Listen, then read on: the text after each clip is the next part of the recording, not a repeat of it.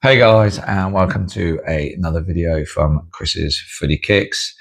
So this is one that I've been wanting to get out for a little bit now. Just wanted to really delve right into this boot. So the boot I'm talking about is the Mizuno Morelia Proto. Which is obviously a prototype version of the rebuilds. Obviously, as you're all aware, Mizuno did a rebuild pack, which basically took four different boots. There was four boots in a pack. There was the normal Morelia, this one, the Proto. Then what they did was they took the Alpha sole plate and put that on the Beta, and took the Beta sole plate and put it on an Alpha. You all know the crack by now. I wanted to get this one because I was really keen on the prototype, etc., etc. I obviously did an unboxing of this boot. So where are we with this boot? Let's get into it. Let's talk about it. And let me give you my honest opinion of it. So guys, the Morelia prototype. Straight out of the box, what do I have to say about this boot? First of all, I went down to my normal, with Mizuno boots, I went down half a size. So I've gone down to a UK size 8, 27 centimeters. I knew the leather was going to be super soft and padded and so on and so forth. So I knew it was going to give. So yeah, the sizing wise, I would say go down half a size if you really like that snug feeling like I do. The boot itself, straight out of the box, super comfortable to put it on, really nice. The leather is super, super soft. I don't know if you guys can see that. It is so comfortable. It's unbelievable. The sole plate is obviously an AG sole plate there with the obviously multifaceted studs. Obviously loads of little different molded studs there on the bottom for an AG pitch, which kind of is quite nice at the moment here in California because it's starting to get super, super warm, and some of the pitches are really sort of starting to get quite hard, even though they're watered. The leather itself is padded. You can see how well it's padded. You've got this off-centered lace in here, which again is nice. It's comfortable. The leather is super comfortable. I can't fault that at all. One thing it was lacking was another lace hole, which I added myself. So just to get that runner's loop, I actually added an extra lace hole in each of the boots. That's made a massive difference. The lockdown is now a lot better. So that's good. There were some people talking about this padded tongue and it sticking up too far and so on and so forth. It doesn't at all. My only gripe with this tongue is the same with all Mizuno boots, and it was something I picked up on that Asics do, and that's they only use these single lace loops here to hold these laces in place. Man, seriously, as soon as you've had the boot on for a few minutes, 5-10 minutes, not even that, you start running the ball around, you start striking the ball, the tongue slides. These lace things, especially with these laces, it just doesn't grip them. I mean, I don't know if you can see that there, guys. It slides. So it just slides across the laces. Doesn't matter how tight you've got it, it just slides. So then it ends up being round, on my feet anyway, it ends up coming around here. So the lace is kind of sat like this on your ankle. Not the greatest. Just add an extra lace hole there so it grips it like Asics do. Be perfect. What else have we got? The lockdown. So yeah, I added an extra hole for the lockdown just so that the boot actually locks in much better. This being a prototype, I don't know if it's going to be coming in the near future, if it's something they're launching in the near future. I really don't know. If they do go to use this as a full-blown version, it definitely needs a second lace hole for the runner's loop. The insole, again, nothing super special about the insole. It's just literally that suede material there on the top, and obviously it says Morelia on the bottom there in 27 centimeters.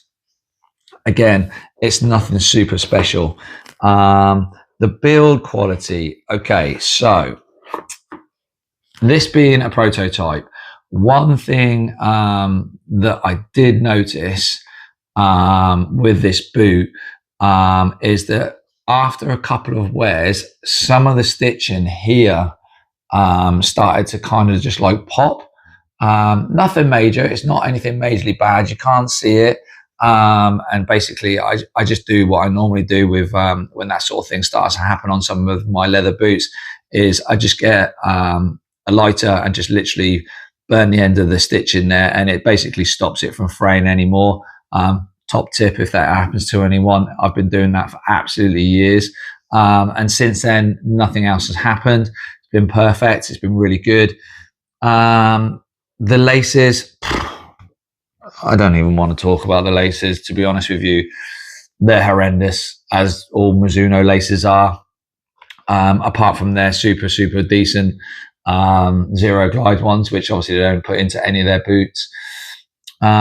Playing in the boot. Okay, let's talk about playing in this boot.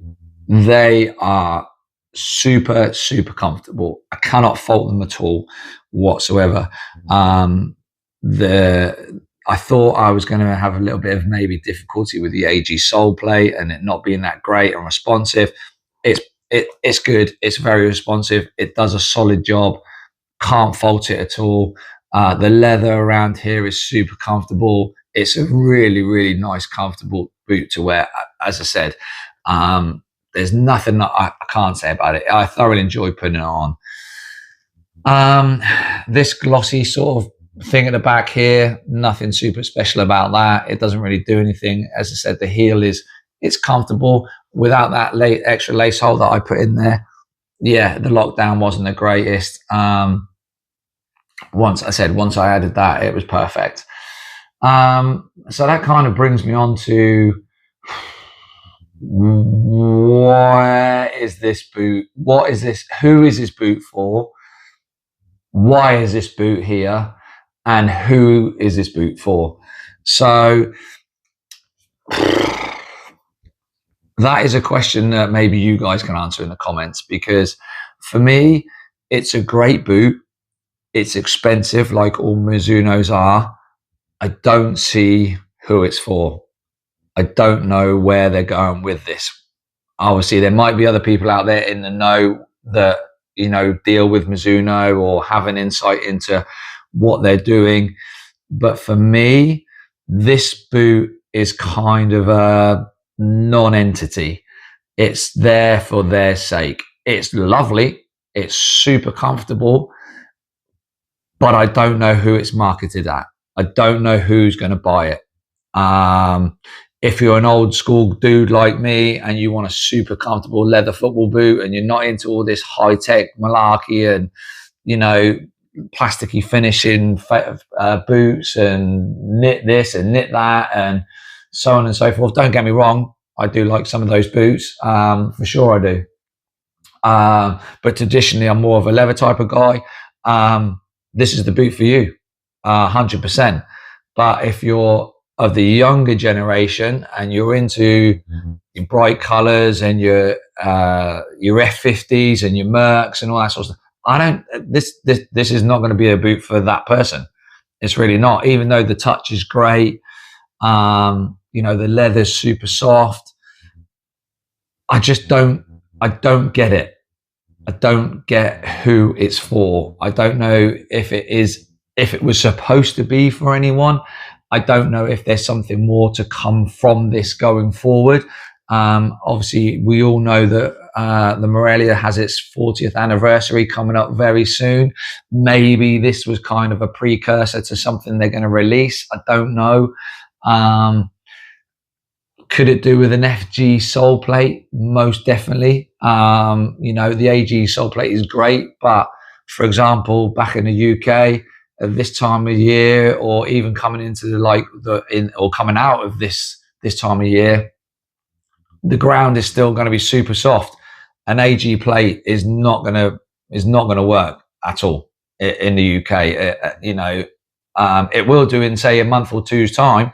Be probably perfect, and especially if you're playing on artificial turf, it's going to be perfect. But an FG sole plate would have been great. I don't know why they didn't offer that. again, they may have something going on in the background. So yeah, although it's a great, lovely boot, it's nicely made. As I said, apart from the little bit of stitching issues that I had, which obviously I've sorted. Obviously, I've added an additional lace hole, which has made a world of difference. The laces are garbage. I just don't know who it's aimed at.